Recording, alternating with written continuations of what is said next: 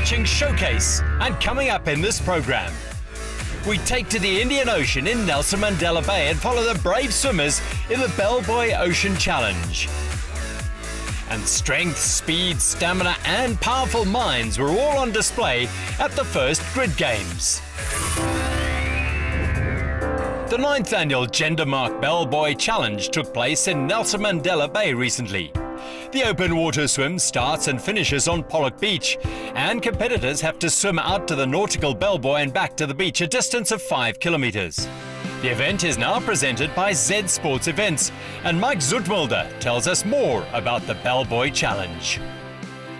The Jendamark Bellbuoy Challenge is one of the awesome spectator sports where it goes from Pollock Beach 2.5 kilometers directly out to sea around the nautical Bellbuoy and then back again in some of the most treacherous conditions and sea currents, and it's labelled for the brave of the brave swimmers. This is right up there with one of the toughest swims. It's labelled as Africa's toughest Indian Ocean swim. It's been going 9 years now. This is the 9th edition, and certainly one of the toughest swims in South Africa. I think the biggest challenge for the competitors in the swim is going 2.5 kilometers out to sea. When you get to the Bellbuoy, there's very little land you can see, a lot of ocean currents and a lot of marine animals all swimming around you underneath along the reef, which is found beneath the Bellbuoy. So yeah, a lot of bravery, a lot of preparation needs to be done, really mental stuff, just preparing yourself for going that far out to sea. This year, the Jendamark Bellbuoy Challenge has had a sellout of entries. We limited the entries to 150 and we've sold out already before race day. It is one of the richest swimming races in the country, with 43,000 Rand up for grabs over the 2 disciplines. We have a swimsuit discipline following the English Channel rules, and we also have the wetsuit category with equal prize money split amongst male and female in both categories. The Jendamark Bellbuoy Challenge is one of those events that gets swimmers coming back year in and year out. In those years, conditions have varied dramatically, but that seems not to dim the enthusiasm of the returning swimmers, who in many ways seem to relish the difficulties and challenges of dealing with the ever-changing ocean moods. A regular who not only swims at the sharp end but defies the odds as a double amputee is Stanford Slubbert. Well, it started in 2010, and this is the 9th swimming of the Bellbuoy. First time out was from Hobie Beach, direct to the Bellbuoy and back. Strong westerly wind. Took us about 2 hours to get back, and that was a tough one. Then it was changed the following year, and we had to go from Hobie to round a mark off the Radisson Hotel here at Pollock Beach, straight out to the Bellbuoy, straight back to this mark off the Radisson, and then back to Hobie. Very difficult course. A lot of people pulled out between here and Hobie on the way back, believe it or not. And that was for 3 years. And then it was changed to be a 5K to get more entrants, and that's proved to be the case because we were having up to 50 swimmers each year, and now we've got 150 on the start line. So this is the 9th swimming. Pollock straight out, 2.5 Ks, round the can, straight back. Weather's fairly similar to the one year where we had a bit of a northerly. So it's going to be a fast race, and the water's fairly chilly. This will be my 9th Bellbuoy swim. I've done all of them since it started in 2010. And the sea conditions are looking very nice. We've had some very, very rough years. At least today we can see the Bellbuoy out there and the sea looks nice and flat, so it looks like it's going to be a good swim. I always say it's like mountain biking compared to road biking. It's just so much more exciting. I've been doing it for 13 years. So started with the Red House River Mile at the tender age of 49, and then been doing the Ocean Racing Series ever since. So this is my 7th Bellbuoy, although I didn't complete 2. So I'm aiming for my 5-year trophy today. Well, it's my 7th one, and the conditions today are the best I've ever seen it. So I'm expecting it to be a fast swim out there and back, and an enjoyable one. Water's nice and warm, so it's one of the best days. So we're looking for a good swim. The speedo session is sort of more original. It's a little bit more challenging with a cold temperature and a little bit less buoyancy and safety, so it's a little bit more challenging, and I like that about it. The Jendamark Bellbuoy Challenge is a serious test of physical and mental fortitude. A 5-kilometer open water swim is not to be trifled with, and there were some nervous competitors at the start. The swimmers are accompanied by kayakers all the way around the 5 kilometers. The conditions were good, but could turn to choppy in the blink of an eye. With that in mind, the organisers' priority is all about safety. Obviously for us as the organisers of this epic swim, the most important thing is water safety and the safety of those taking part. This year, Sports has decided to enforce the ruling that if a swimmer doesn't have a personal second, then he has to wear one of these swim buoys, or tow buoys as they're called. A ruling which is starting to become more prominent in open water swimming around the world. So it's a first for Nelson Mandela Bay that this is enforced, and not only will it improve the safety of the swimmers, but also make it a lot easier for water safety and spectators to see the swimmers along the course. Well, I think if you are unfortunate enough to cramp out there, I think, you know, this year the implementation of that swim buoy, or as we call it sort of at mid-mile, we call it the safe swimmer.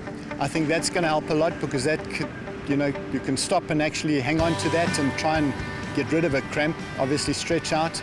I've been very fortunate. To date, I haven't cramped in any of my open water events, but I think there it's critical to make sure you're well hydrated before you start, so that you don't develop cramps. Well, just dehydration, I suppose. You know, you've also got to stay hydrated the whole day, which is important, and obviously the safety of the swimmer is important. Well, I think the most important role is a role of safety. It's important for us to just stay in contact with our swimmer and to monitor him if he has any issues. I mean, this is the ocean, it's cold, could be blue bottles, a lot of various factors could influence the swim. So our role is primarily safety and also guidance. So that's the main role that we've got. First into the water were the brave men and women in swimming costumes taking on the cold. They were followed shortly afterwards by the big group in wetsuits. To the uninitiated, there might appear to be little difference between open water swimming and pool swimming. But any swimmer worth his or her salt will tell you there is a vast difference between the two disciplines. Yeah, the difference between pool swimming and open water swimming is very radical. We see a lot of the pool swimmers coming across to open water and sort of not doing as well as they would expect, because it takes a lot of training, it takes a lot of dedication to learn to swim straight. There's obviously no lines to watch when you're in the ocean. You've got to watch the swells, they put you off your stroke. Very tricky, and yeah, it takes a lot of getting used to. Guys like Gary Albertine have managed to master that and become one of the top open water swimmers in the country. Well, I think pool swimming from open water is quite a big difference. In the pool, you've got lane ropes that keep you going straight and keep the waves out, and you can see where you're going. Open water is much more challenging, I think. For me, it's a lot more fun. I really prefer the open water. You've got to, you know, you've got to be thinking, know what you're doing, look where you're going, sight, you know, consider currents that might come in, consider tactics, slipstreaming people, not slipstreaming people. You know, it's much more of a challenge, and for me, much more exciting than pool swimming. Yeah, taking the, swimming in the pool to open water, there's a lot of difference. Like I say, the whole technique, or that thing that you practice in the pool, it's so much different when it comes to open water. The main thing is the feeling of the swell, what the waves are doing. There's so many variables, and the choppy conditions. I think the main thing is just to be relaxed. It's well known that South Africans have a liking for endurance events. The challenge of pushing oneself to the limit and sometimes beyond is irresistible for many. Most of the events, though, would be running or cycling based. So what is it about open water swimming that these particular participants enjoy so much? The sea has a mystery and magic all of its own. Exposed to the extremes of weather, temperature and currents, and home to generally friendly creatures, the ocean is both inviting for some and intimidating for others. But for these intrepid individuals, there is clearly a strong attraction to open water swimming, as it brings with it a liberating feeling that few sporting disciplines do, while it also brings you closer than you could ever possibly be to Mother Nature. Well, it's the freedom that you get. You're not following the black line. You're out there with nature. It's wonderful. It's stress relieving. It's just one of the best things. I think that's why it's growing in popularity so much. The challenge of it. You don't know what the sea's going to be the day, and just going out there and just surviving, kinda. Yeah. It just feels nice to be out in the water, and there's just something calming about it. Just love the freedom and being close to nature. It's a nice way to participate in sport with my family. My kids take part as well, so we do it all together. It's also allows you to get a little bit of the competitive side of you going, and race against other people your age and see if you can beat the person who beat you last time. Well, the first one was my first one as an amputee, and I thought, well, let me try this out.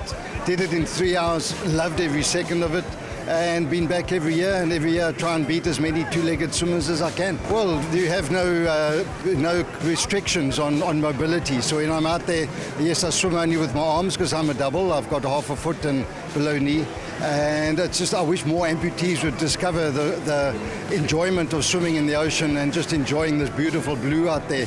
The other day I was training elf pollock and I had dolphins all around me, so it's certainly ideal for amputees. Unfortunately, I'm the only one entered over the last couple of years. This is, as I said, my 9th one, and I'll keep doing them as long as I am fit, and it's just a magical event. South African distance swimming legend Gary Albertain's preparation had been spot on because he set the pace out front.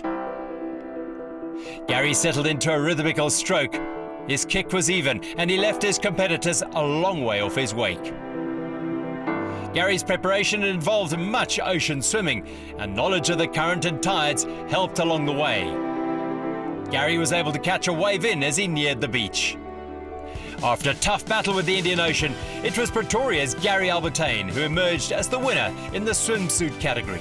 Well, this, as I said, this was our 6th Bellbuoy challenge, and it really went well for me. Eventually, I managed to win the winner category. The first year I came 2nd in the wetsuit, and every year since then it's been 2nd or 3rd in the swimsuit, so it's really nice to have eventually won it. I'm glad that the speedsters were either preparing for nationals or preparing or swam in the wetsuit category. I think the event went really well for me today. I was really pleased with the way I swam and the outcome of the swim. Going out was a little bit easier than coming back. I think it was an outgoing tide which helped a lot. It was a little bit rougher than what it looks, but I mean that's open water swimming.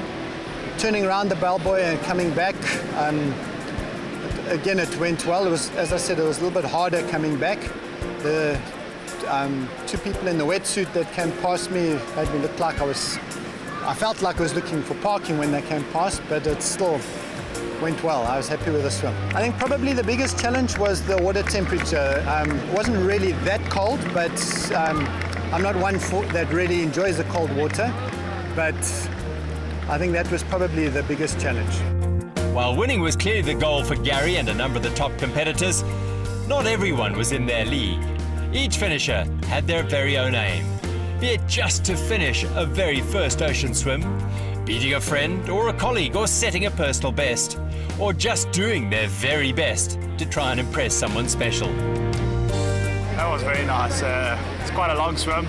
It's quite a big challenge, but it was actually very good. The conditions were good, so it all made for a very good swim. Well, it was great fun, great fun. That's my first Bellbuoy from Knysna, so I wasn't quite sure what to expect.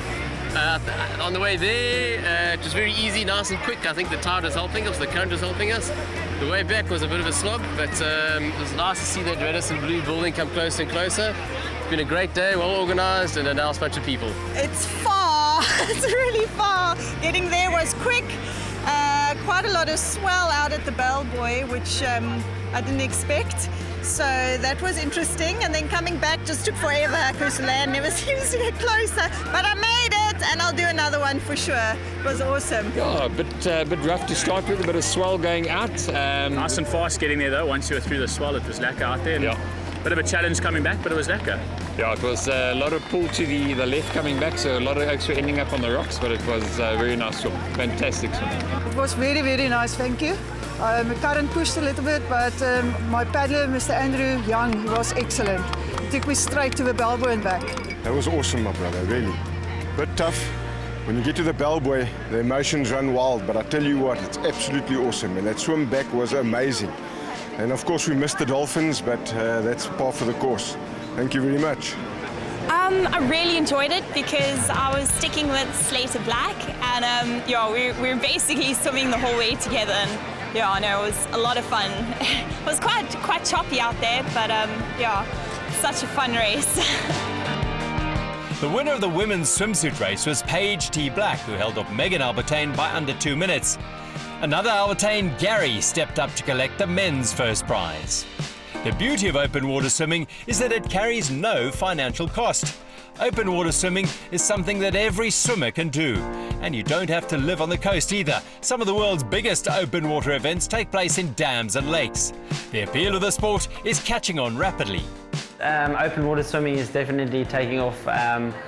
You know, there's so many competitions. This will actually be the 9th time that this Bellbuoy challenge is held, so it's definitely improving year after year. We've got the Zsports every second weekend, you know, starting from November, December, all the way till the Ironman in April. So I love to compete in those as well, just to get that confidence and that, you know, just for race day. It is a sport that's growing. I really enjoy open water swimming, and it's good for me to see that it's growing.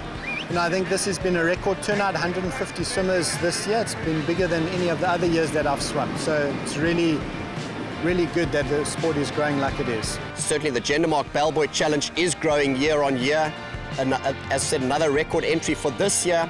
And I think as we make conditions safer for the general participants, we're going to get more of those social athletes coming for the challenge. Port Elizabeth, Nelson Mandela Bay, it's, you know, when I started 10 years ago, the sport now is growing more than ever. I see so many people on a Friday afternoon, everyone comes for a swim at Hobie Beach, and it's packed. You know, there's so many clubs now taking swimming lessons, and everybody meets up, and it's a real social event as well. And you know, sport in general, just in Nelson Mandela Bay, is really kicking off, and you know, it's really good for, you know, for the sport. The Jendamark Bellbuoy Challenge is evidence that the sport of open water swimming is alive and well and thriving with an ever-increasing following. And why not? It's free, fun and great exercise. The